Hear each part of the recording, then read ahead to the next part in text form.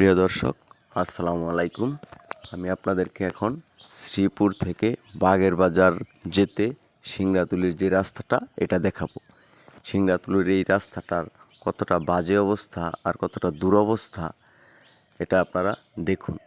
এই রাস্তা দিয়ে এখনও রাত দিন 24 ঘন্টা অসংখ্য লোকজন চলাফেরা করে, কিন্তু এই রাস্তাটা মেরামত করার জন্য আজকে পর্যন্ত শ্রীপুর উপজেলা প্রশাসনের কারো নজরে আসে নাই।